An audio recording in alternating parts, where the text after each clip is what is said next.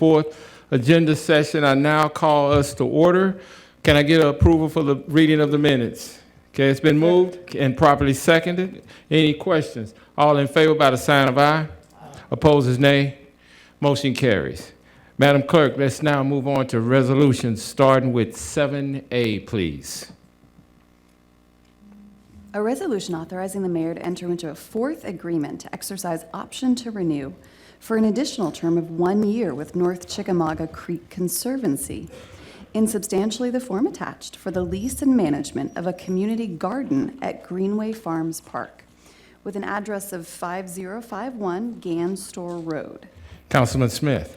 Thank you, Mr. Chair. I did have just a couple follow-up questions, but neither of the individuals that I have those questions of are in here right now. So if you wouldn't mind, sir, when Maura or Tony appears, would you mind giving me back the mic to ask questions on this item? Absolutely. Thank you. Just buzz me, sir. You got it. Item 7B, please. A resolution declaring surplus of property located at 5910 Lee Highway, identified as tax map number 158AE007, and entering into a donation agreement with the Chattanooga Hamilton County Rescue Squad, a registered nonprofit, in substantially the form attached, and to execute any related documents for the conveyance of property with the property to be utilized to aid in providing mutual aid rescue services to emergency agencies in the greater Chattanooga and tri-state areas. Councilman Ledford. Thank you, Mr. Chair. Maura is still not in here. I think we might have really,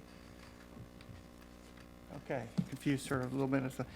Can anybody answer me? This is the donation of the building to, Chief, there you are.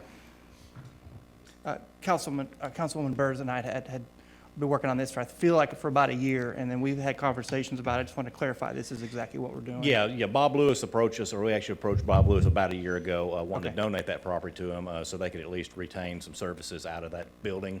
It's for the Hamilton County Rescue Service. Right. And he's kind of changing the focus of his mission with the Cave and Cliff team, but we want to at least donate that building to them so they had a place to stay. Okay, and it's my understanding that you want to donate that building anyways. That is correct. Because yeah. okay, very Yep. good. Thank you. Thank you, Chairman. Thank you, Chief. sir. Madam Clerk, item C.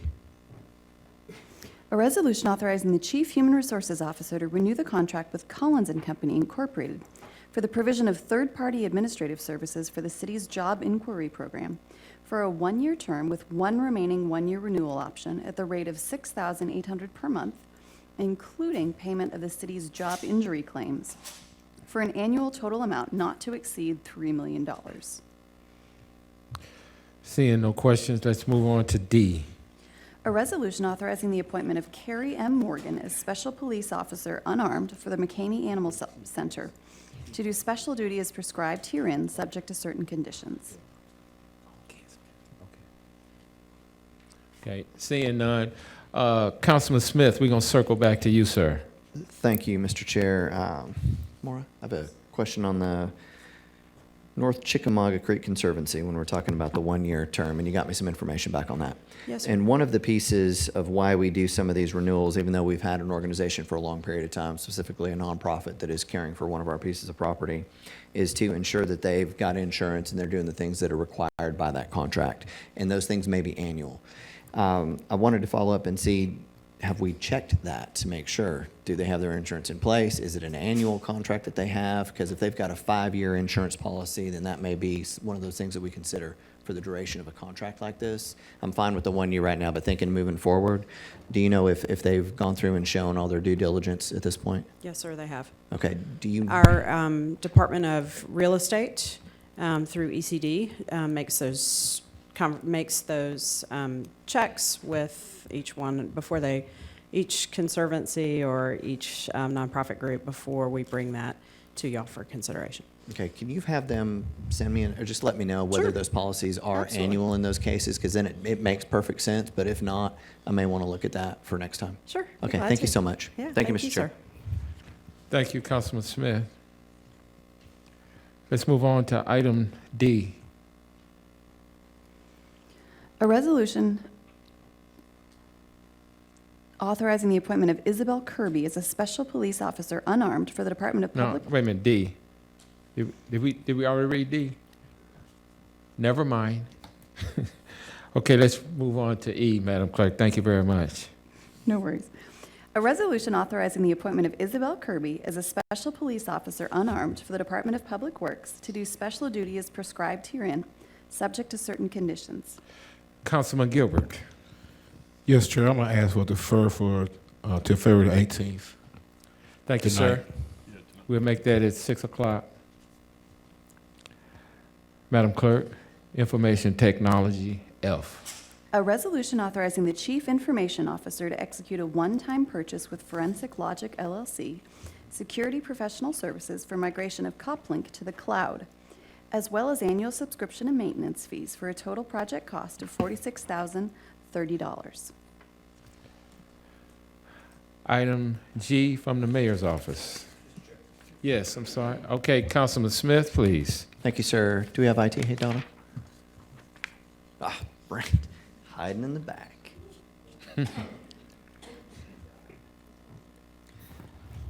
Yes, sir. Migration of CopLink to the cloud. Is this CopLink in the cloud, or is this a new software system? No, this is CopLink in the cloud. Okay, so we need Forensic Logic to help us convert our system level CopLink system to the cloud level. So they're just migrating all our data and everything up there for us. Correct. CopLink doesn't offer that service. Actually, I think that's opposite. I got that backwards. It is a CopLink service that they owned, that they run. So And that's what we're Forensic, doing. Yeah. So we're changing from the on-prem service to their cloud service. okay, so we are changing Correct. providers on that. Okay, all right, I got that one confused with another one. all right. Thank you, sir. Thank you, Mr. Chair. Yeah, thank you, Councilman. Okay. Must be getting, we did G, right? Okay. That concludes this part of the agenda session. There is no departmental report today. So at this time, we're going to flip the script a little bit. Normally, we do Public Works and Transportation, but Councilman Mitchell is going to yield to Councilman Ledford to move into Planning and Zoning Committee. Councilman, you have the mic.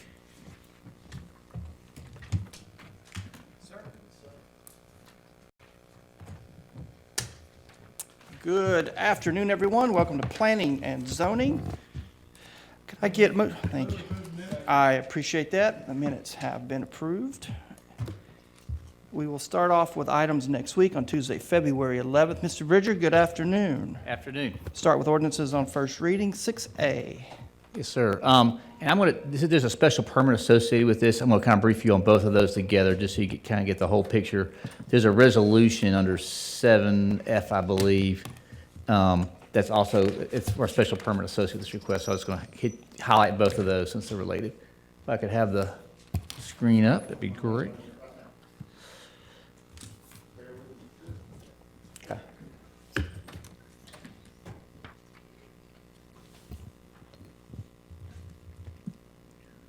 Okay. As you see, this is in Lookout Valley. The first item is a request to rezone from R1 to A1, and then later on your agenda, under agenda item 7F, there's a special permit associated with this same property.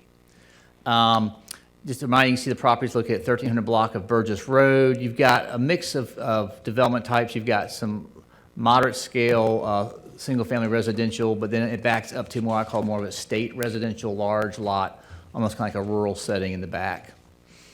There is a restaurant, or it's a C2 zone piece of property just adjacent to this property. It's it used to be like a winery / restaurant. Not sure if it's still operational, but anyways, it's a commercial zone property adjacent next door. But you can see the rest of the surrounding area is zoned R1. Looking at the zoning history of this area, there had been some R3 requests, as you recall, before we took the short-term vacation rental out of the zoning code and put it into the more part of the business permitting. People would use R3 to allow short-term vacation rentals. So they had applied for R3 for this property. It was withdrawn once and then denied later at that location. That was the reason behind that case history. The land use plan for the area, Lookout Valley recommends single-family, low-density residential. Looking at the two zone types, again, it's currently zoned R1, so it's single-family dwellings. The applicant's requesting A1, which allows agricultural uses, single-family dwellings, in produce stand, those kinds of items. Usually your minimum lot size is 5 acres. This site is less than that, so that's the reason for the special permit, is you have a special permit to review for a site that's less than 5 acres. Looking at the rezoning request from staff's perspective, because this area is immediately adjacent to a rural area on the back side of this property, it's compatible with the land uses in terms of, again, it's larger lot, not your smaller lot type subdivision, and is extension of existing agricultural uses in the area. So we recommend to approve. There was no opposition at Planning Commission. Planning Commission concurred with staff's recommendation to approve. So that's the zoning. Then for the special permit, there's a site plan requirement and some standards to ensure that on a site that's smaller than 5 acres, it's compatible with adjacent residential uses in the area. And so it just is for your reference, it is a revocable permit. So if there's any kind of violations in the future, it could be, it could be revoked. There are 4 sets of criteria we use, and looking at that, is it formally used as agriculture or farming? Does it contain high-quality agricultural soils?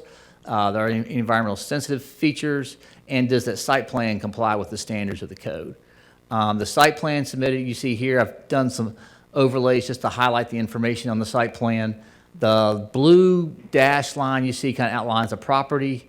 The red dashed line is the actual kind of the area where they would keep any livestock. In this case, it's just chickens. The house you see, it says 1331 Burgess Road, just below the red dashed line.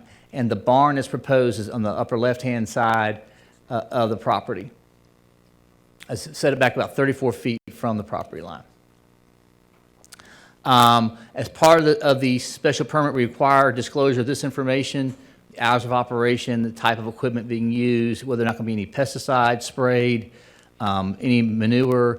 All these things relate to thinking about things that might impact an adjacent single-family residence. So we ask that to be provided.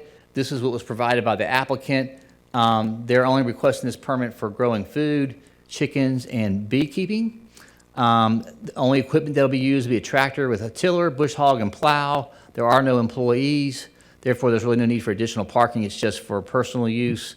No chemical sprays used on the property. All farming will be organic.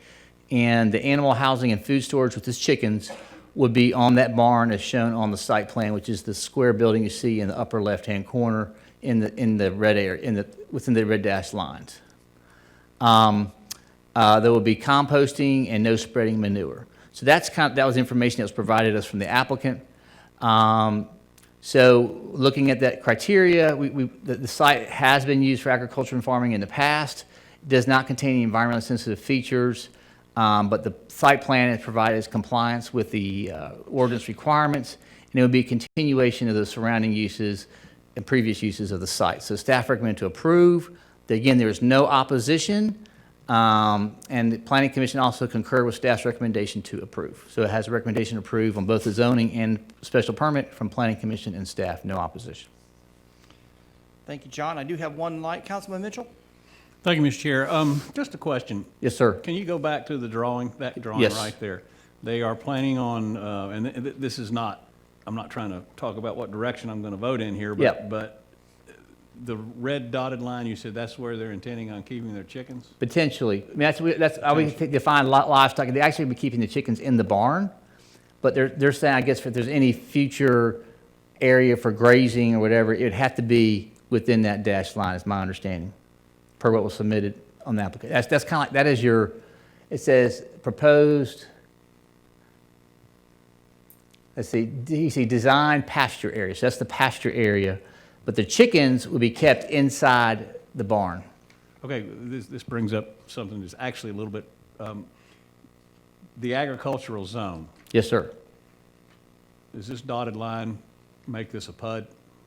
Or is it just they're drawing dotted lines and they'll do what they want to do when we do Well, this? basically what's being, yeah, the site plan goes with this. So this is documentation of where, so downstream of this, this will be used as a reference for future code enforcement in terms of where the animals are to be kept. So that is part of this case and would be attached to it. Okay, so what they're drawing here, they're locked into doing this plan? Yes. Okay, thank you. The code also says that if they violate the terms of this site plan, their special permit can be revoked Yes. by the council. Thank you. Yes, sir. Thank you, Mr. Bridger. Thank you, Councilman Mitchell, because in my notes here, I had written down to make note of the site plan, and I wish that condition, and this was done very well, by the way, I think, I wish that the site plans for all agriculture had the same applications. We might need to look at that in the future, just given some past, recent history on how this has worked in the city. But I think this was done very well, and I appreciate those questions, Councilman Mitchell, because I know you feel what I'm talking about. You got a second anytime you want it. All right. Okay. John, let's move on to B. Before you start. Yes, sir. B, I think I might have heard that the applicant was wanting to withdraw this. Has that been documented? Let me see. I've got just texted my staff person to check it. He just. Because I know it came through. He said, Planning yeah, the Commission. applicant did not show, but he didn't have any reference. It was withdrawn. I think actually Planning Commission recommended to deny. Okay, so we need to hear this case. That's right, to Roger. my understanding. But if there is a formal communication, I'll double check my emails. I don't think I received anything, but if any of you all receive something, let me know. And then that could be, we just need something documented in writing if that was their request to withdraw. And then at that point, it'll be council's decision whether or not to accept the withdrawal next week. Sure, I'm going to let one, Councilman Mitchell is closest to this. Yeah, thank you, Mr. Chair. I had been told, nothing in writing, but I had been told that that was withdrawn. But if the recommendation came from the Planning Commission to deny, then obviously let's hear it. Let's roll. Okay. Roger. All right, thank you, Councilman. All right, John, item B. Okay, so this is a request to rezone, this is in the North Shore area off of Hamilton Avenue. It's a request to rezone a piece of property from R1 residential zone to ERA urban edge. So it's extending that form-based code boundary to on the other side of Hamilton Avenue. The ERA zone is to accommodate 2 units, basically things built on a smaller lot, 2 additional units. As I mentioned, it's located in 518 Hamilton Avenue, just north of the Publix and North Market. If you look closer in, the predominant land use is single-family residential. To the south, you do have, of course, the Publix, and properties fronting North Market are commercial, but this block still is predominantly single-family residential. The zoning is a little more mixed. You have, you can see the ECX3, which is that form-based code on the other side of the street. On the east side of Hamilton, where this property is located, it's all zoned R1. And you have the property across the street is zoned R2. There has been no recent zoning in this area. And you can see the ECX3 across the street. There are criteria that we look at in terms of whether or not we should recommend extending a form-based code outside the current boundary. And one is it in close proximity? Yes, it is in close proximity because you have form-based code on the other side of the street on Hamilton Avenue. The second question we look at is the physical character of the property consistent with the overall character of the form-based code context. And we determined that it is not, in the sense that form-based code context, urban mixed use allows for a mix of both, commercial and residential. This block is really predominantly residential single family. There is no urban edge residential attached context on the eastern side of Hamilton Avenue at this time. So we felt like that was not a consistent extension of the context into this part of North Chattanooga. The property is also not included in the downtown plan. So that's another thing we try to determine is there's sort of a boundary line for the extent of the downtown plan. It's kind of like the maximum extent for form-based code. This is outside that. We also look at the plan, the North Shore plan adopted in 2007 recommends urban residential single family. So it could be single family, or smaller lots, but single family residential. Let me go back to our recommendation. I think the other big factor for us is the minimum lot widths. The average lot widths on Hamilton Avenue at this time is about 65 feet with an average lot size of 7,000. If you go to this ERA2, you can get down to 30 feet and lot size as small as 3,000 square feet. So we felt like that was a big change in terms of character for this block. So based on all those things, staff recommended to deny. At Planning Commission, there was opposition. The opposition had similar concerns about this as a precedent and changing the overall development pattern and form on this side of Hamilton Avenue. The applicant was not present at the meeting. After hearing from the staff's recommendation to deny and concerns from opposition, Planning Commission concurred with staff's recommendation to deny. Very good. Thank you, John. I see no lights, so we're going to just keep moving. Item C, please. Okay. This is a request to rezone a piece of property in 3800 block of Hickson Pike. This is just north of the Food City on Hickson Pike, north of Lupton Drive. Right as you kind of go around that bend. Want to rezone it from R4 residential zone and R1 to C2 for a proposed used car lot. Zoom in here, you can see the uses clearly along Hickson Pike, predominantly commercial, but it does back up to a subdivision to the east. This here shows you some pictures of the site. The site itself is in the upper right-hand corner. You can see some of the commercial to the left and right. This is one of the few sections of Hickson Pike, north of Lupton Drive that's not commercial. You can see the area is currently zoned R4, and there is a small portion actually zoned R1. I will say there's definitely some topography here. We've got an escarpment that comes down from that residential subdivision on Marion Circle down to Hickson Pike. So again, there has not been any recent zoning history for the site. There is adjacent, clearly C2 zoning up and down either side of this property. Looking at the plan, the Hickson North River plan, it recommended medium business mix. So for staff, we didn't have an issue with the zone. Our biggest concern was the proximity, two things.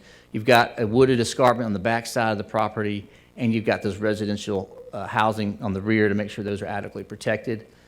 I would say the third concern was actually safety of access, and we did consult with CDOT on this.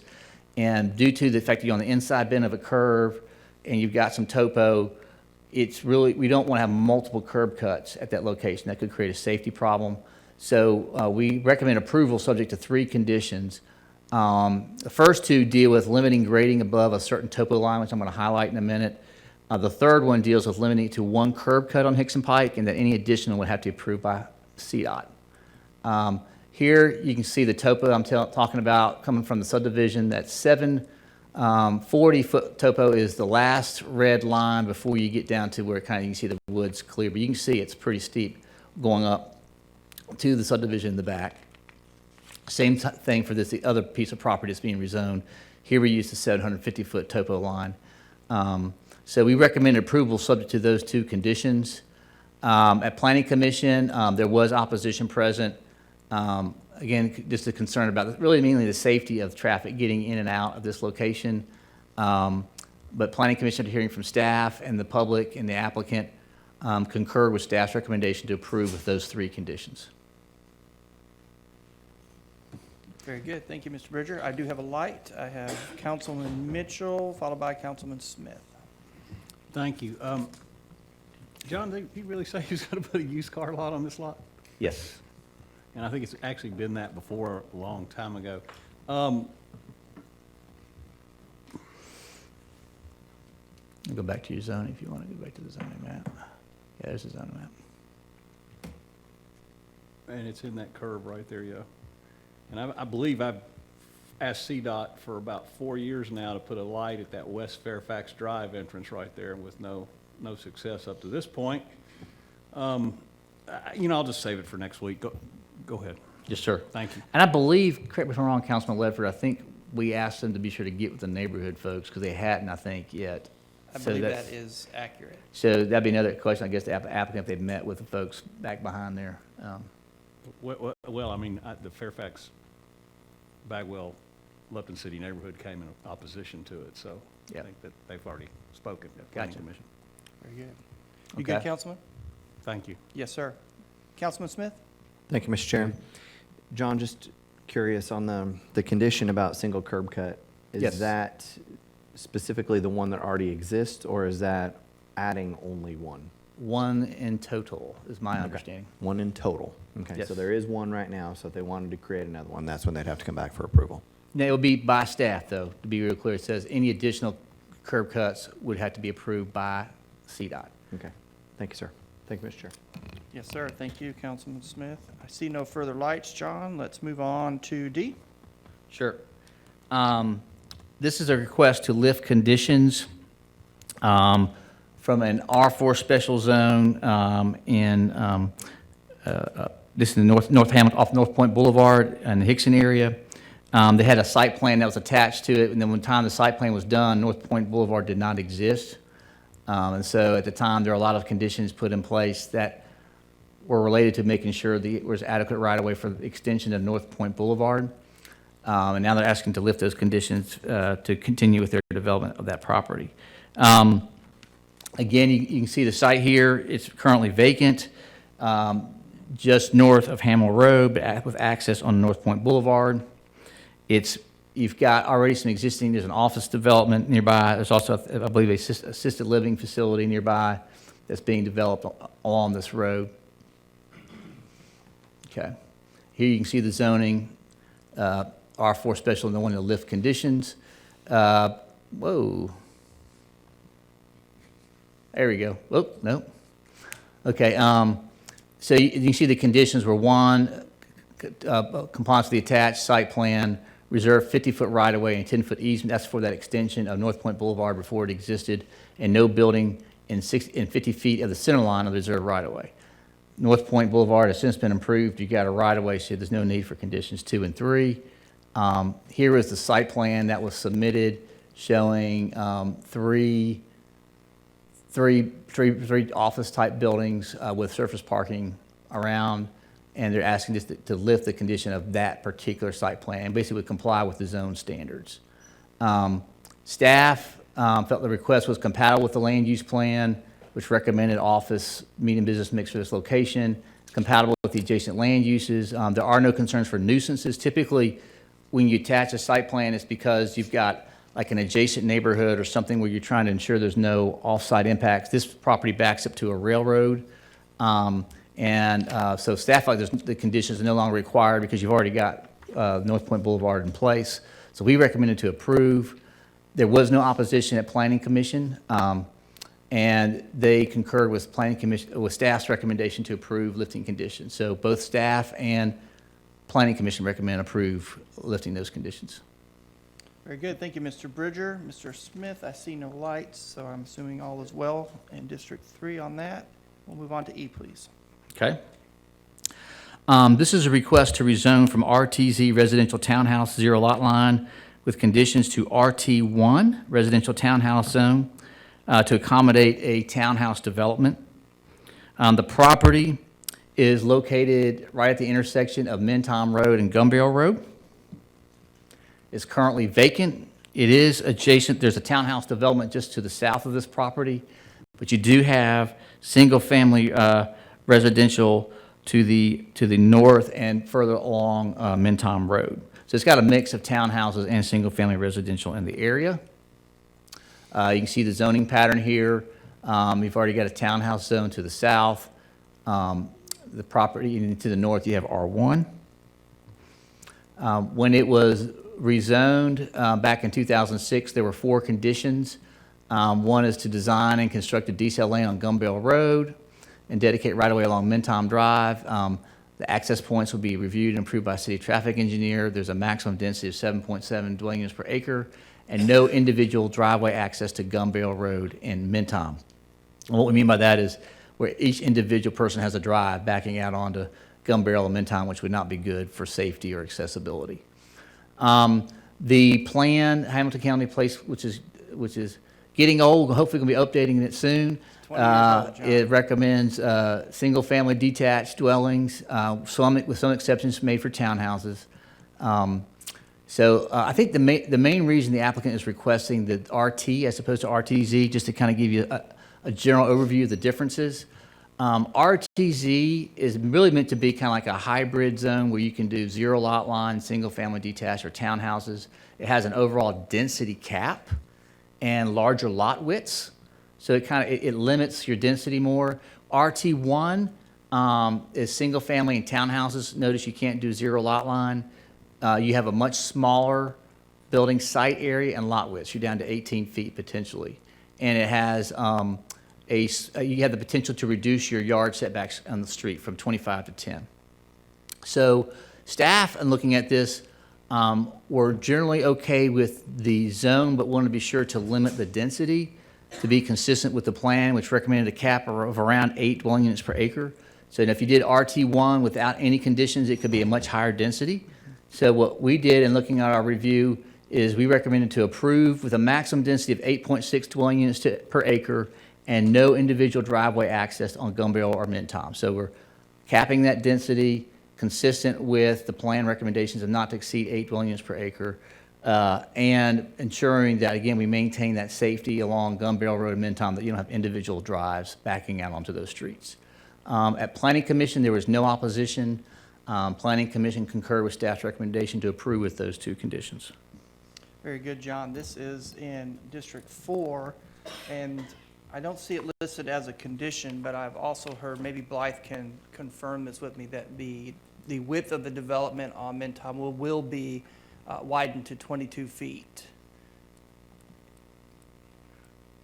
If not, it will be a condition before we hear it next week. So, I'm sorry, Councilman, I don't remember, but you're asking if that was a condition or if yeah, that would the be something that we would conversations with require. CDOT, that's from my understanding from the community meeting by the developer, it was stated that they will widen the length of the project along Mintom to 22 feet. I'll confirm before next week. Okay, thank you, because Sure. we'll need to make sure that's on there. Okay. One other bug I want to put in your ear on it, Blythe, is if you could address the radius. We would like for CDOT to work with the developer. That turn onto Mintom is a very sharp 90-degree angle, and it's causing a lot of issues there. Sure. Thank you. John, item F. Okay. Just a second here. Councilman, hang on, John. Councilman Gilbert, I saw your light. I apologize, sir. No, I'm good. Are you good? Roger that. I'll He's go ahead and teeing get me you. up. You're teed up, sir. Counselor. All right, this is a request for R3, to rezone from R3MD. Wait a minute, that's not right. Wrong one. Make sure this is Bonnie Oaks. That's what I said, that ain't right. Here we go. Sorry, guys. Wrong chapter verse here. All right, this is a request to rezone from R4 special zone to C2 convenience commercial zone for an automotive retail paint store. If you might be familiar, this is right off of Bonnie Oaks when you come off of 153, next to Oakwood Baptist Church. I think it used to be a Teamster Local 57, kind of a meeting house. That's the location. So again, property is currently being used for that purpose. Adjacent land uses include single-family detached residential. You zoom in, but there's also a commercial across the street on the southwest, or it's actually southeast corner, and a church nearby. If you look at the zoning, the property is currently zoned R4. You have mostly R1 residential zoning. You do have some C2, again, on the opposite corner and closer to the interchange, you have some commercial zoning. Giving you some history, there was a C5 request not too long ago that was approved with conditions, I believe for a catering business, if I'm not mistaken. There is a request in 1997 near the interchange to rezone to C2, and those were approved with conditions.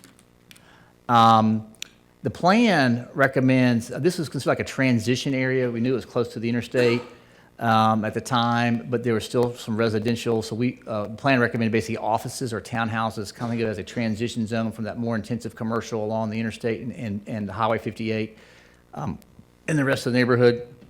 So they recommend office and townhouses. Just to remind you again, in terms of the zones, the difference is currently zoned R4, which allows you to do residential dwellings, lodging, offices, banks, professional clubs, and funeral homes. C2, again, opens that up to your larger retail uses like you would see along any commercial highway, restaurants and the like.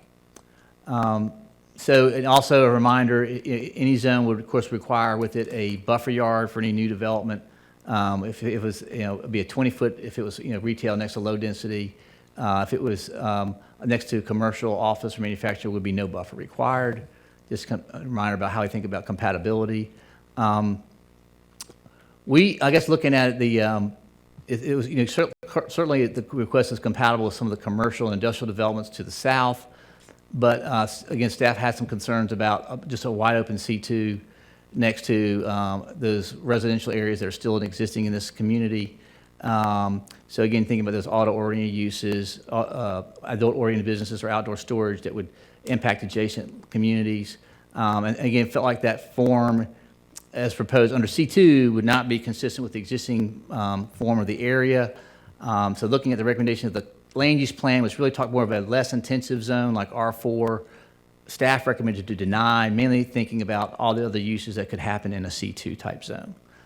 At Planning Commission, there was no opposition. I believe the applicant noted that they've met with the community and the council person to work through some of the questions and concerns about the particular use, and essentially proposed two conditions. One, limiting the use to retail, wholesale distribution only and office use only, and limiting the to dumpster pickup between the hours of 7 a.m. and 5 p.m. So they recommended to approve subject to those two conditions to ensure compatibility with the surrounding community.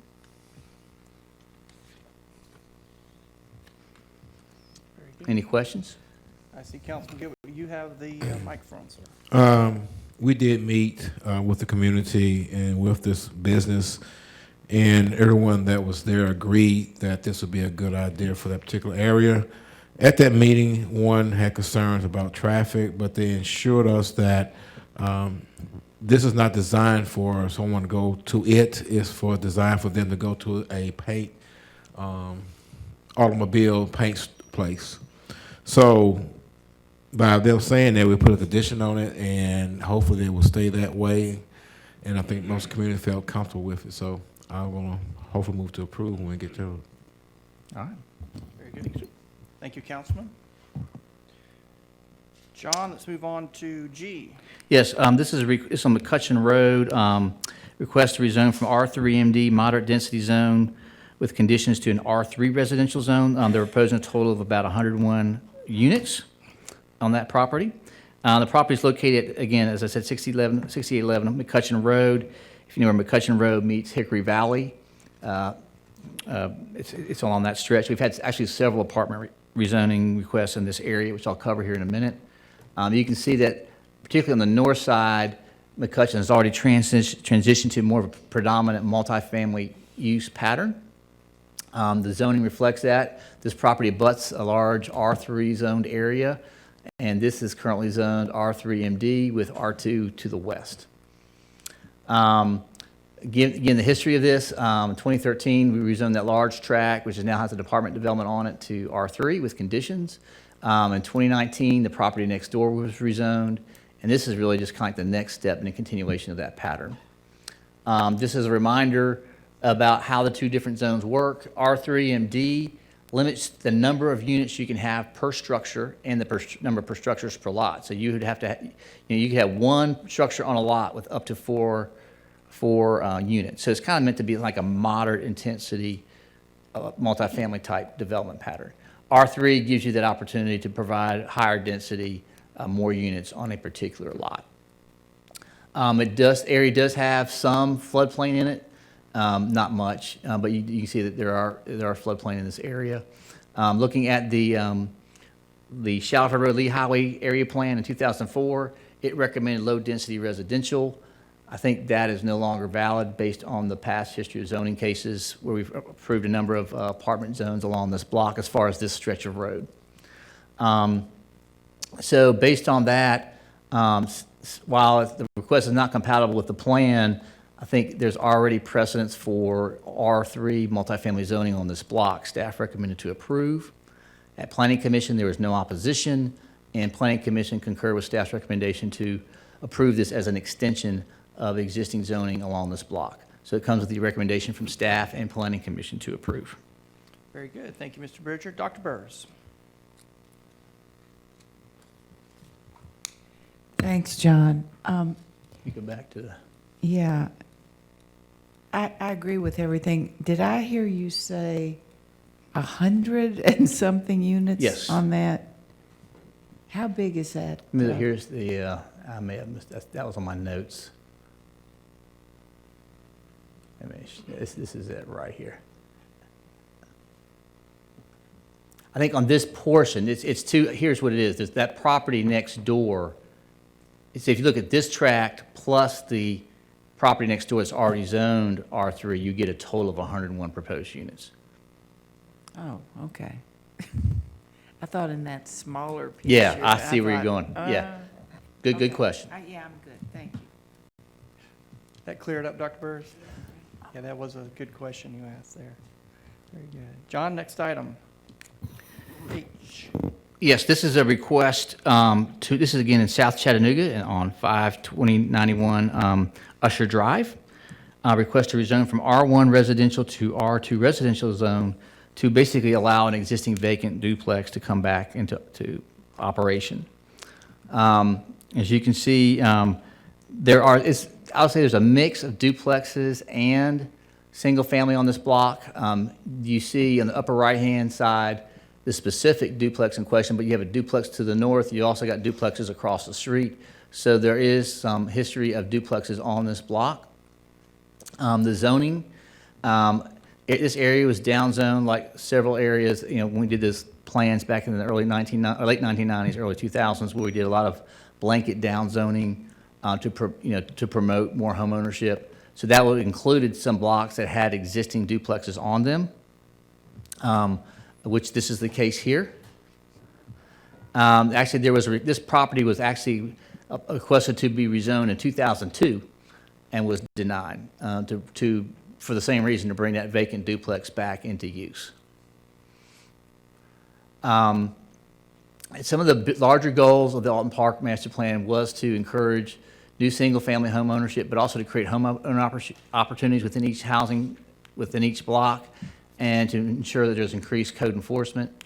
I think clearly the zone as proposed allows for both residential and duplexes.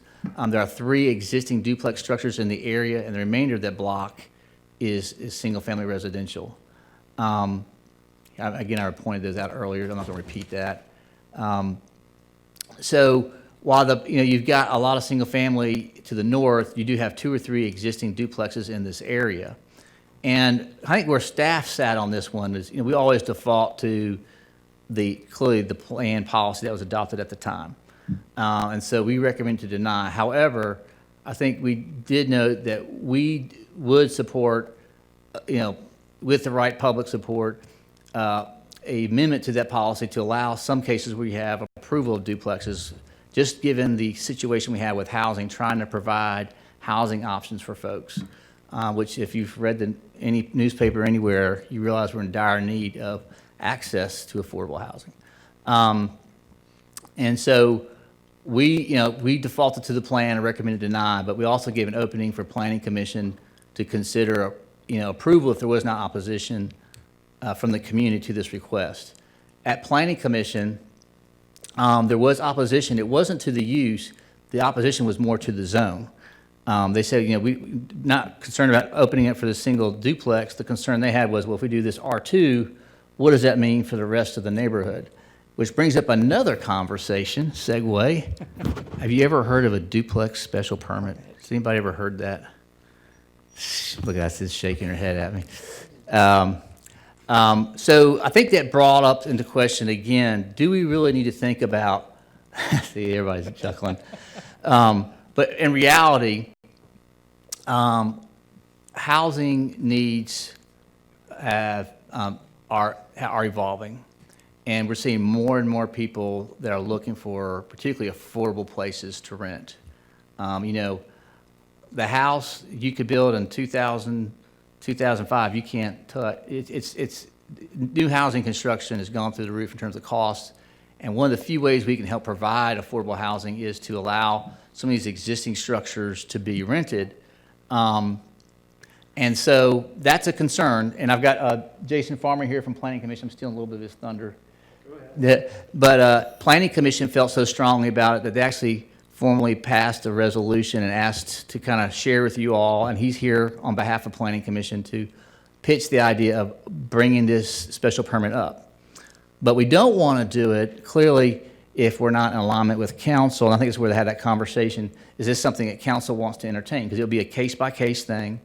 Just to remind you the history of this, we started back in 2007. We created that tool for that purpose. Between 2008 and 2015, there were 18 requests with only one of them being approved. Just to give you, and in 2015, we took it off the books. Well, just so you know, from 2015 to the present, we've had 14 R2 requests to reestablish duplexes. Only 7 of those have been approved. So I would offer as a director, and I would like Jason to make some comments as a commissioner. I think we need to create tools and options so that people can get access to affordable housing. And I'm not saying this is the end all of that, but I do think it's an important part of having options for when we have these vacant, abandoned duplexes sitting in these communities for 20 years. I mean, this goes back, I saw that case, I think that prior case was back in actually it was 2007. So it was over 10 years it's been sitting vacant. That's an underutilized resource. And so I just think we need to give pause at least to create a process where people have at least the option to apply for it without having the stigma of a zoning change. So I'll stop there and turn it over to Jason if you'd like to share a few words. Sure. Good afternoon. Thank you. The Planning Commission has talked about this a lot. This has kind of been a drum that I've been beating now for the last couple of years. As we see these owners come in, and oftentimes these are owners that are going to live on one side and rent out the other, but these are owners that are coming in. And, we oftentimes recommend to rezone from R1 to R2 because that's the only mechanism we have. We all do that kind of with probably a small amount of regret just because we wish that there was a better tool that we could leave at R1 and just change the use. I know this is a sensitive topic. I'm fully aware why this was done in the very beginning. But, and I realize you see these cases as well as we do. I commented to Councilman Ledford that, I think the council is a little different now than maybe it was then. We've seen council members come and support an R2 zone to get these properties back active again. And we really feel like this is a great tool that leaves it R1 and does not set precedents on blocks, rezoning from R1 to R2.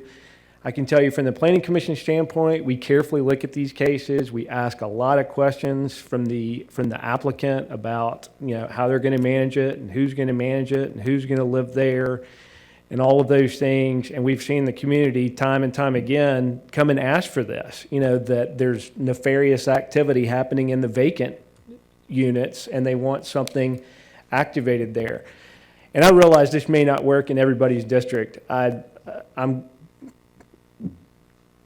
completely understand that this may not work in everyone's district, but I think in some districts, it may make sense for the Planning Commission to have this tool.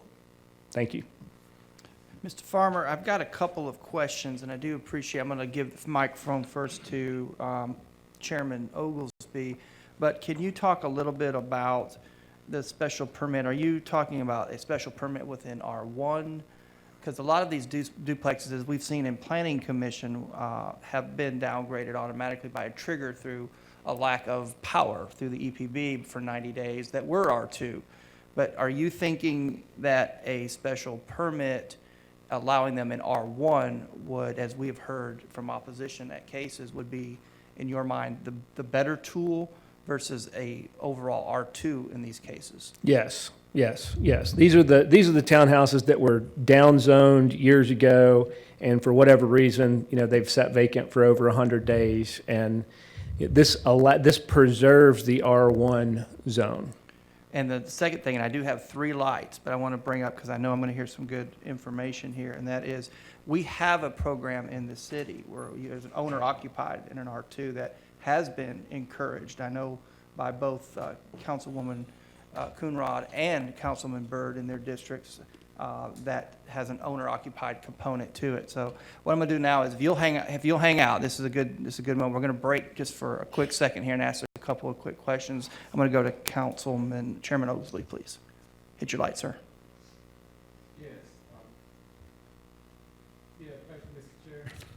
Thank you. Okay, thank you, Mr. Chair. Yeah, I was at that council meeting, and I was at the planning commission meeting, and I've done my due diligence on this particular one, and I know early on, since I've been sitting on the council, I've approved at least one, and it has worked out great. You know, it'll be good to have this tool because, as you can see in this particular area, you had a whole row of them. And what has happened previously was that we allowed them to go back to the R2, and it actually stimulated the houses around them to actually upgrade and do some things themselves. This is a community that I believe, because you have so many of them in a row, that if you can get one person to do that, maybe it would trigger the others in that neighborhood to see what they can do with theirs. And from a housing access point, you know, I think this is great, and, you know, I support that, and I appreciate what the Planning Commission did on this particular one, because, you know, I've talked to the young man, and it's an investment, and he wants to do this in other areas of Pineywood. That's where this is. So I would surely support coming up with a tool like that, you know, doesn't infringe on, you know, getting rid of R1s altogether, but I'm looking forward to seeing what y'all come up with, and I would surely support something like that. Thank you, Mr. Chair. You're welcome, Chairman. Dr. Burrs, I see your light. And then Thank you. Councilwoman Coonrod. You'll hit your light. So this would apply, there'd be no downzoning. It would still stay R1. Yes, ma'am. All right. And it would be a special exception. And my question is, on already existing duplexes? Yes, ma'am. I think that's the intent. Right, you would still, so, We're not looking to the creation of duplexes. right, this is in a- for existing duplexes. It's revocable too, correct? I got to double check that. I'll look into that. We I could think- I make, know we it's- can it's make it a- revocable. It should be a revocable Yeah. permit. Yeah, can make- okay, and it would, and I like that. I think this is a good idea. It's kind of a win-win here. So it stays R1, but for duplexes, they'd have to be of a certain age because they couldn't have been built after what? when did we put that rule in? With the, well, 2007 was when we created the special permit, but I think you're talking about the grandfather, the 90 days rule. Yeah, so the thing is that in districts that were downzoned, Right. which was even before that, then we didn't create the special permit till 7, 8, something 2007, like that's that. All right. It would look to me that if you were, so by definition, every one of these would have to have some age on them Yep. because it couldn't have been created That's before that, right? Yes. And so I think it's a great way to use older housing stock for affordable housing. I think it's a wonderful idea, as long as you keep the zones that are R1, R1. Got it.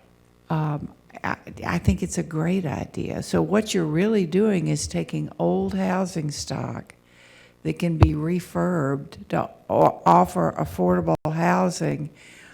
And Jason, I think you're saying that it can be taken back if folks don't do the right thing. You can. I think it's important too that it's on a case-by-case basis, that we're not saying anybody that asks for one gets one. Okay. So on what basis would it be taken back? Go ahead. Yeah, we'll have to, I think, let me just I'll do some research. I think what I'm hearing the intent, and maybe some of y'all can discuss, if you want to revoke, I just need to do some research on how we create standards around that. You want the neighborhood upgraded. Right, no And- question, and you want accountability for management, I get it. That's right. We've had some pretty sorry situations that if we put this in place, we've got to make sure that Sure. this doesn't happen again. But basically, I like it. Okay. Very good. Thank you, Dr. Burrs. Councilwoman Coonrod, you ready? Thank you, Chair.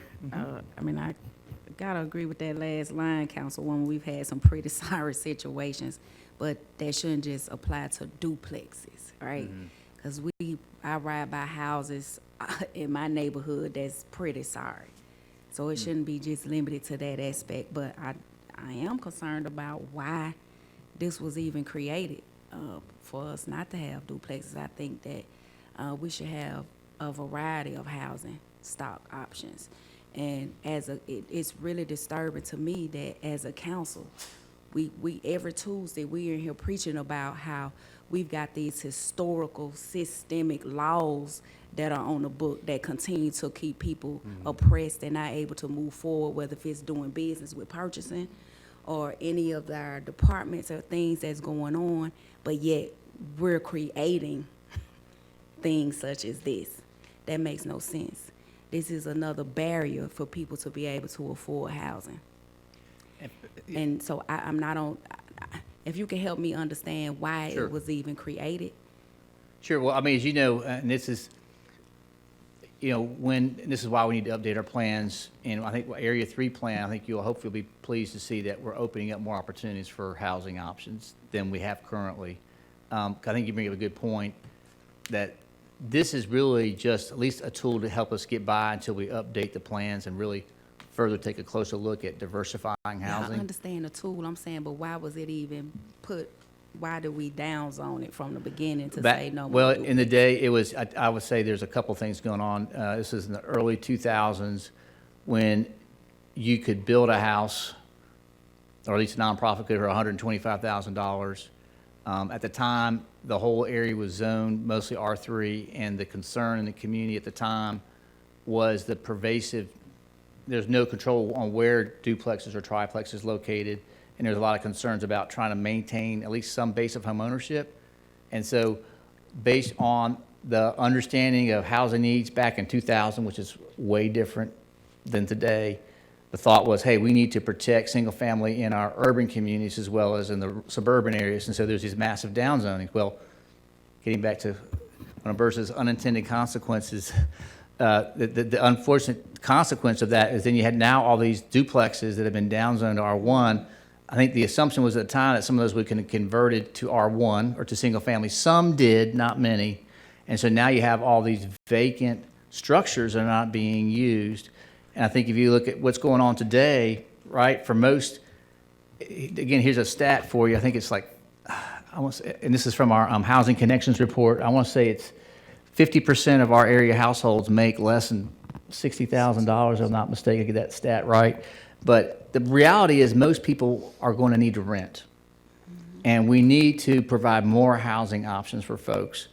And so, without belaboring this too much, we need to create both the housing policy and tools that is aligned to what our community's housing needs are now and the future. And so we're going to be talking more about Area 3 plan, which is in yours and Bird's districts and a little bit of Russell Gilbert's.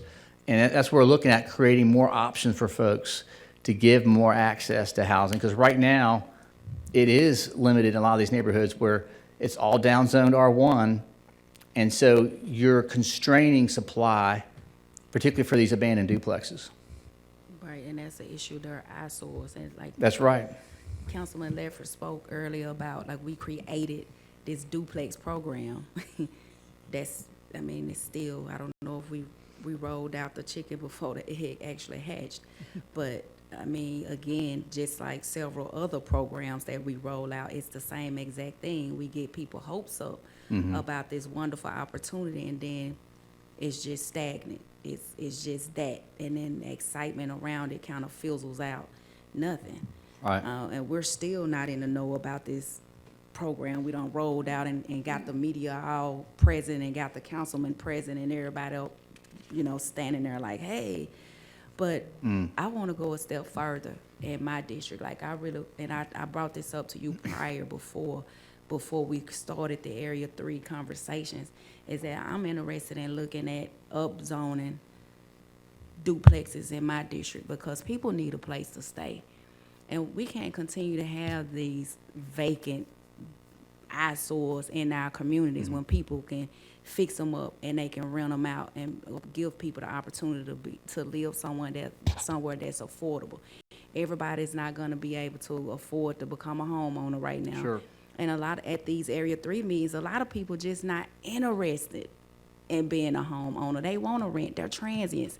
They're double-digit income people. They're not trying to have kids. They got animals. And it looks different from 2007. That's true, yeah. So we got to be progressive in Chattanooga and think like that, because what we're thinking like is ancient times. So whenever you have the opportunity, if we need to get with Donna or whoever, Sure. so we can make that happen. In We've District been, I 9. think Area 3, I don't want to steal too much thunder, but Area 3, I hope will be our first down payment and go in that direction. I got to do, actually after this meeting, I got to set up a briefing for each of you all. We've briefed Planning Commission.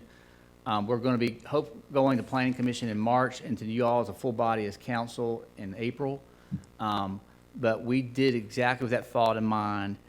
How do we think about a policy, not only just for today, but thinking about the next 10 to 20 years and thinking about future housing needs? And we're going to continue to see more diversification of our housing, and it has to. And so hopefully, so far we've had really good community feedback because we've tried to balance protecting a single family with creating more options for multi-unit housing. Thank you. Great job, Homer. Thank you, Councilwoman. I appreciate those comments very much. I do have two more lights. John, we've kind of struck a conversation point here. So good. I'm gonna go to Councilman Gilbert next, and then Councilman Byrd. I'm agreeing with Councilwoman Byrd that you can tweak it to make sure that whoever is in that duplex take care of it, maintain it. It don't be an eyesore, even so if somebody's in there. Sure. No negativity involved in a particular area. I think that will help out a lot. I think most people be, like in my area, for example, we have some that likes it, some that don't like it. Sure. But if we can make it where it looks better, good neighbors, I think most people would be for it. Very good. Thank you, Councilman. Councilman Byrd? Thank you, Chair. This is a good opportunity. Ms. Donna, could you come up here and, with the duplex program that we released, could you come give us a update on that and what's going on? Sure. Thank you, Councilman. Thank you, John Bridger. Councilwoman Coonrod is exactly right. Sometimes we're our own worst enemies, and we are making linear decisions in worlds where things aren't linear. So the duplex process is moving as we had said that it would. We are going through, I'm going to sound like a broken record here, but we are going through the process of getting the titles cleared on the duplexes. As you may recall, we received those properties through the back tax process. Myself and a number of cities in Tennessee, we meet regularly, Nashville, Memphis, Oak Ridge, Knoxville, you name it. Their city attorneys, people who have responsibilities like I have for their cities, because when we take property through back tax, through the back tax process, private title insurers don't like that. And so they will not issue a title policy to Mr. Farmer, who represents a great number of folks who invest in this community. They're not going to give them a loan on any of those properties until the title is cleared. That takes months and thousands of dollars. Sometimes that cost is prohibitive. The cost to do that exceeds the value of the property, especially in some of these neighborhoods that we're really desperately working to improve. That's number one. So the cost to do it can exceed the value of the property. The second thing is that it can take a long time. Many investors and developers, they don't want to wait that. They would go buy a piece of property with a clear title and keep it moving. So the 3 properties that we put before you, that we are very grateful that you approve for us, the legal process, what we are required to do, dictated the calendar. So we could not go to the Planning Commission, we could not surplus the property. There are things we could not do until we brought it before this body. And so we are following that process. Right now, frankly, what is holding us up is that the attorneys are going through a process called quiet title, where they notify anybody in the chain of ownership to make sure that they were legally served and that they were legally aware of the fact that their property was being foreclosed on. That we're doing now. Fortunately, the 3 properties that you all approved for us were owned by the same party. So that makes it a little easier. Otherwise, we would be searching for 3 separate families and 3 separate chains of ownership. We're very fortunate that there was one. So that process is continuing to move forward slowly. But as I said, this is an issue we have across the country, not just in Tennessee. It's an issue across the country for foreclosed properties, tax foreclosed properties. I'm excited about what the Planning Commission has brought forth. I did not know this until this morning that something like this was going on. As you all can imagine, I fully support it, because if the private sector can sell a piece of property, I have a duplex. I don't have a duplex, by the way. If Jane has a duplex and she wants to sell it to Councilman Smith, and she or he can get a special permit, they're ready to rock and roll. Ours is taking a long time because we obtained the property through the back tax process. But in the private market, it could go as quickly as having to get the special permit, whatever that process ends up being. That goes as quickly as just a regular real estate transaction, with the exception of you need to get a special permit.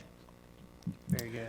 Does that answer everybody's question? Yes, thank you so much, Ms. Donna. And John, to close up, to piggyback off what Councilman Gilbert was saying, once that process is done or that special permit is put in place for a person to do, how realistic is it to say, hey, you have to have a good neighbor, you have to be a good community citizen, because then that gets kind of the city into a babysitting situation? Right. Or do we add conditions to this special permit to whereas if with this special permit you have to abide to these conditions to make sure that the property stays at this level? I think that's where you have your standards, and I think, as I understand, the intent of council is to have some kind of revocability clause. I just need to consult with our city attorney and LDO about feasibility. I think what I'm hearing is a strong inkling is we would like for that to have some kind of a reversionary aspect to it. Let me do some digging on that and see what we can do about it. Very good. Thank you, Councilman. John, thank you to my colleague, Commissioner Farmer. Thank you for coming down, sharing your passion with us. We've discussed this at length at Planning Commission, and I think that to point out, this is a different council with different people, and this is a different time. And I think this is great work has been done here, great conversation. I appreciate everybody's input, and I look forward to moving this forward. John, I think you know what to do next. Yeah. What I'll do is I'll put together a resolution. I think it's always good to have a starting point, so I'll craft a resolution that frames what I'm hearing y'all say is what the goods you're wanting to buy, so to speak. And so I'll put that up, and then we'll have it for you next few weeks. Sounds good. Thank you. All right, let's move on to item I. Okay, this is a request to rezone a piece of property from R1 residential zone to M3 warehouse and wholesale zone for a service parking lot area.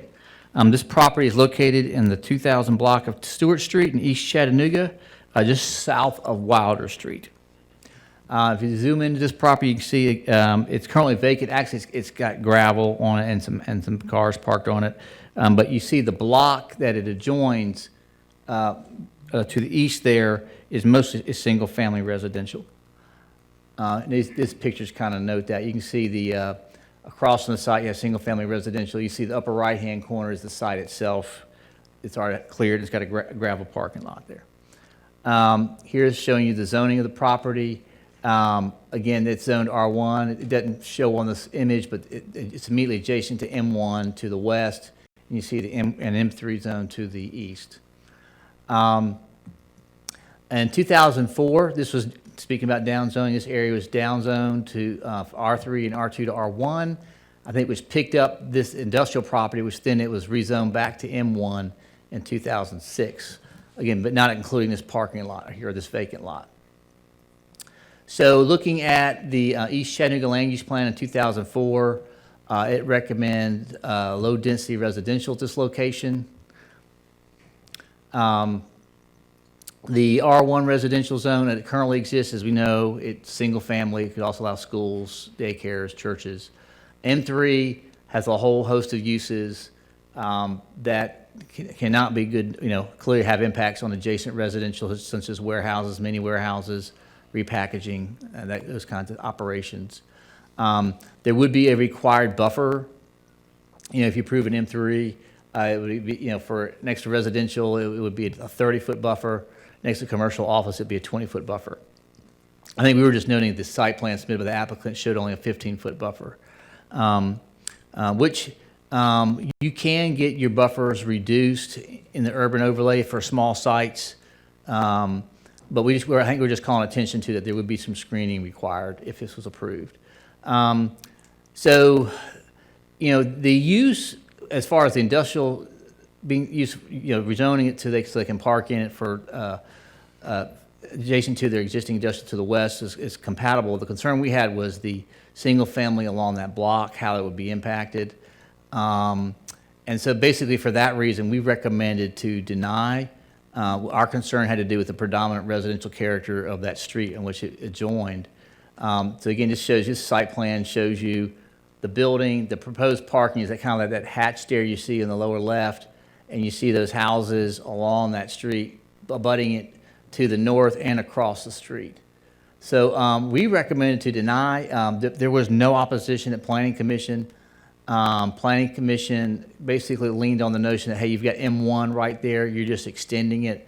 And so what they recommended was approve the M3, but limit it to parking use only. It came to the recommendation from Planning Commission to approve that M3 with that limitation of parking use only. Thank you, John. Councilman Byrd.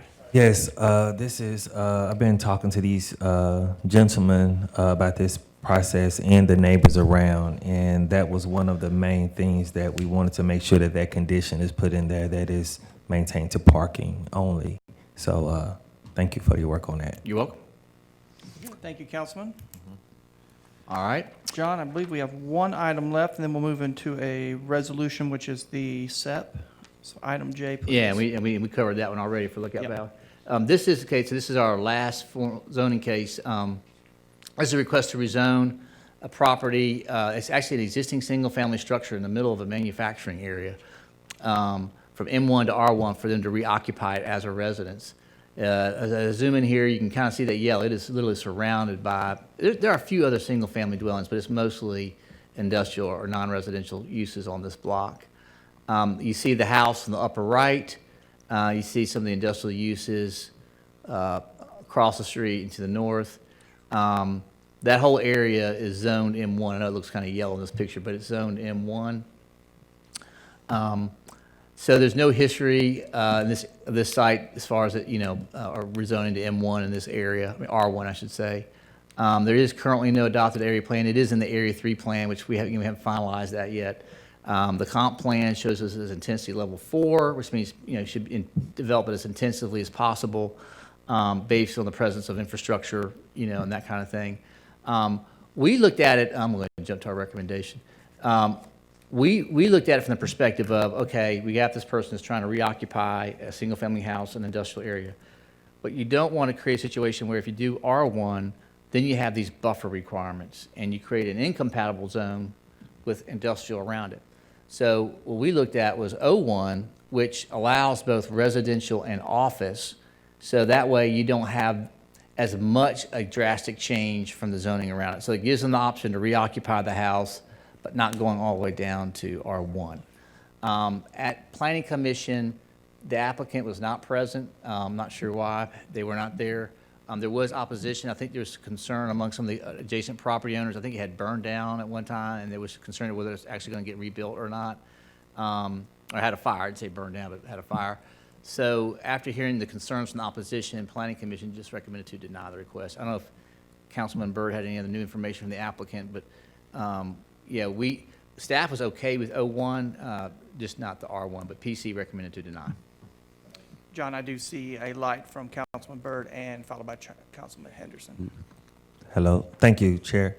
I have been in contact with some of the property owners around it. I still have not talked to the property owner of this particular property, Okay. but the people around it have been in contact with me. So I'm still looking to try to find a balance that we can come up with to make sure everyone is happy. So instead of trying to set up meetings with the owner of this property as well. So we're still on the block with it, trying to figure out. So it's probably going to be a deferral. Okay. Okay, thank you. Thank you, Councilman. Councilman Henderson? John, did I hear you say that you could have a residential dwelling in the O1? Yes, you can. Okay. Yes, sir.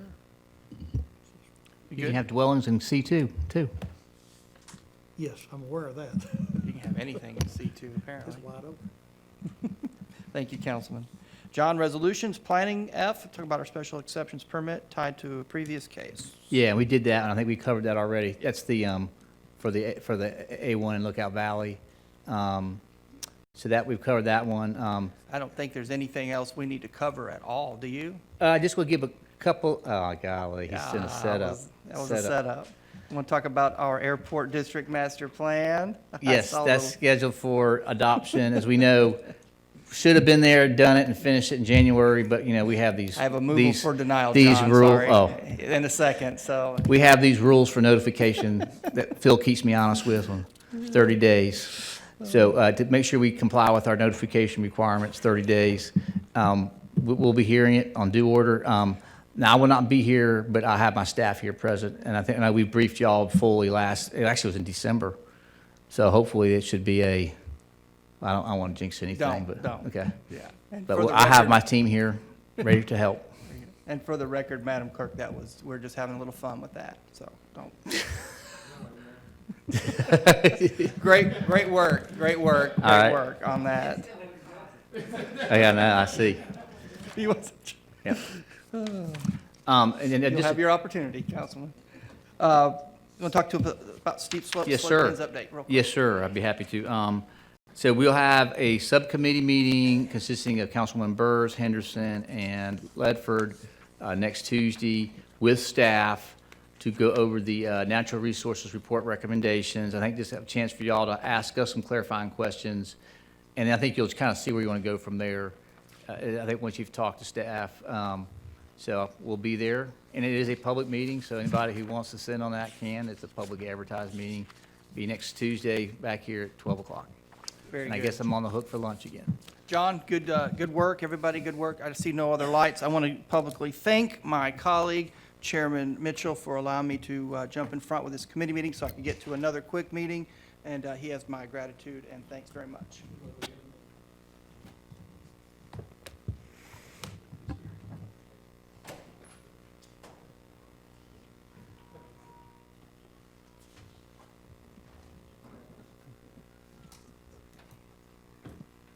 Anybody want to move approval of minutes? All in favor, say aye. Aye. Opposed? Thank you.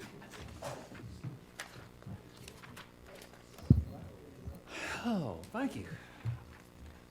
We're going to start with transportation, but I really don't think we need to read anything because everything's been read into the record. There was just 2 ordinances on final reading today, so these have been read into the record, so if it's okay, we'll skip past that, except for one thing. I do have one question for Mr. Bailey. Mr. Bailey, I was told we do not have a bid out for paving. Is that correct?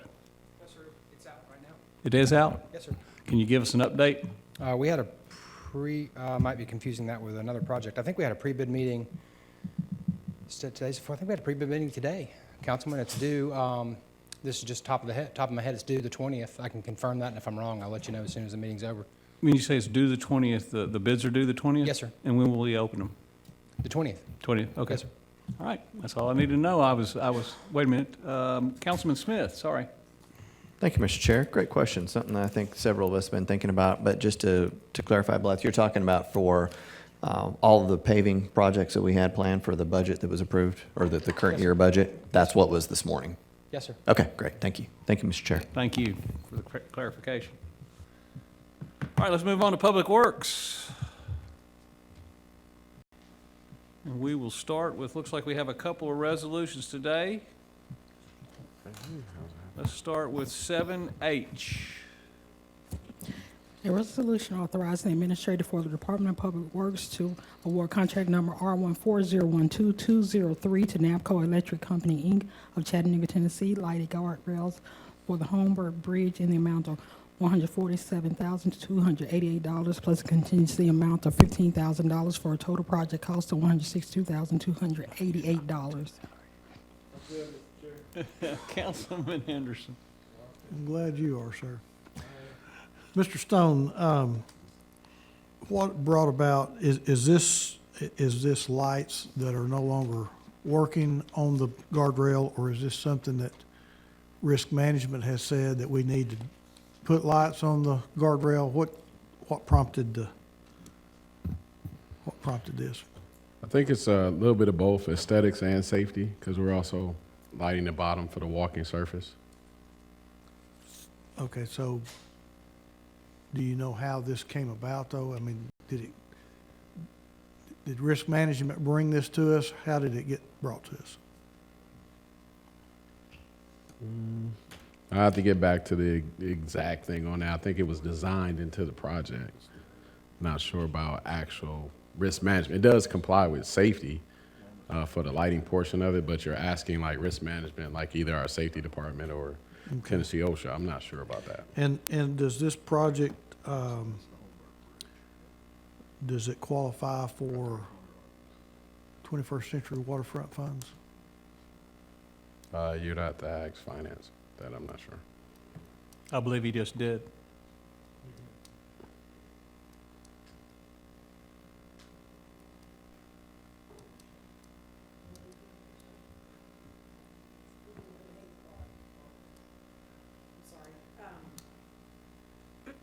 Sorry, we were having a little internal discussion real quick. Let me double check and see where it's being funded. I know that we have funded repairs to the Holmberg Bridge out of 21st Century Waterfront dollars. I just don't know if this guardrail project is. So let me, guardrail lighting project is. Let me double check that for us. Thank you. Yes, sir. And you'll have that before 6 o'clock. Yes, sir, I sure will. Hopefully sooner. Thank you. Councilman Gilbert. Is that it? Mr. Henderson already answered that question. Sorry? Mr. Henderson already answered that question, 21st century money. You're welcome. All right. Kumbaya. All right, no more lights. Let's move on to 7I.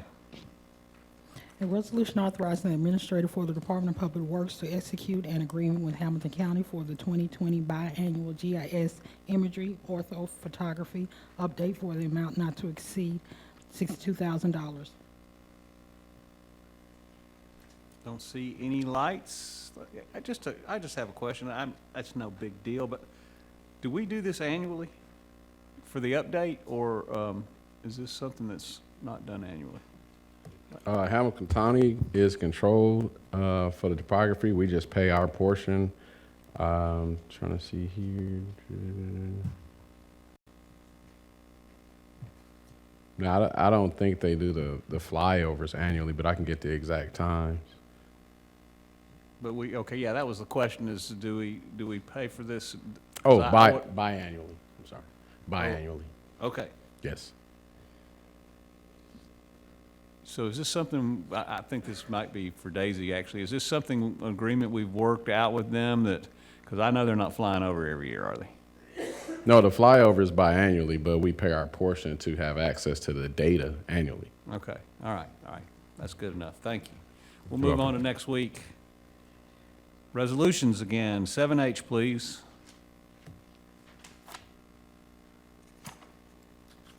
A resolution authorizing the approval of change order number 1 for J. Combi Construction, Inc. of Cookeville, Tennessee, relative to contract number W16017-201 MBWWTP Solids Process Optimization Implementation Phase 2 Thickener Upgrades, a consent decree project for the increased amount of $1,237,848, which includes a contingency amount of $112,500 for a revised contract amount of $5,564,748. See no lights. Aye, please. A resolution authorizing the approval of change order number 1 for JDH Company, Inc. of Chattanooga, Tennessee, relative to contract number Y19014-201, replacement roofing system for Warner Park UTC softball field house for an increased amount of $46,605, plus a contingency amount of $5,000 for a revised contract amount of $93,210. Councilman Byrd. Thank you. I might need to ask more of this, so hold on. More, would this help out with any of the leaks in the powerhouse?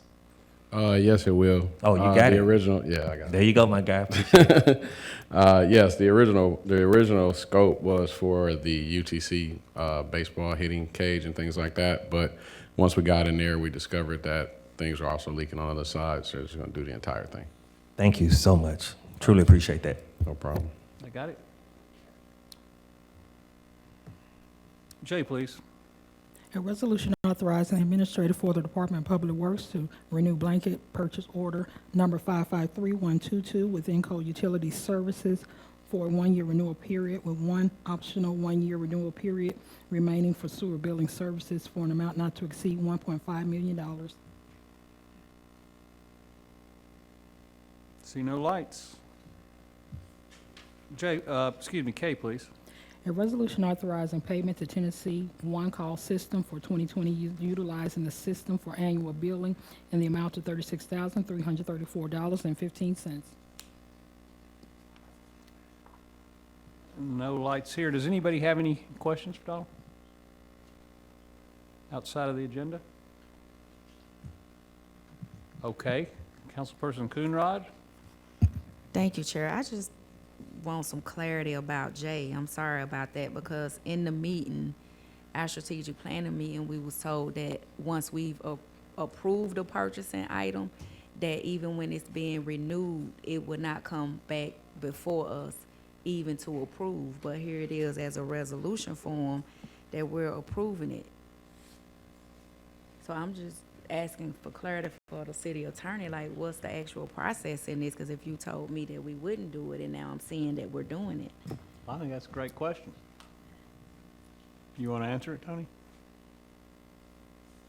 The process that we're currently working under is, even though it may be a contract for the first 12 months with 2 additional renewals, we've been, through our current process, bringing them before council if they exceed over $25,000. But as we were discussing in the earlier meeting, when you approve that contract, it is approved, but we have, through our current process, has been bringing them before council for review and approval again. But the contract has already been approved. So at this point, even if we said we deny it, we wouldn't have the option to deny because we approved it originally. The original contract was, but if you're denying to renew it, we have had a couple of times where that has taken place, and we have gone back and tried to put it back out for a new bid. Okay, thank you for clarity. All right. Councilman Gilbert. Just to bring it to our attention, if you look at the time right now, we almost through, but today we was in 1:30 meeting, we was asking questions, we had more questions, we were running out that meeting to this meeting, so it kind of proved our point where we need to put more time on the other ones, because we had a lot more questions during that time than we do at 3 o'clock. So noted. Any more questions or comments? If not, Mr. Chair, are we adjourned till 6 o'clock? Yes, we are. Yes, sir. We're adjourned till 6 o'clock. Great job, Donald. Thank you. All right, thank you.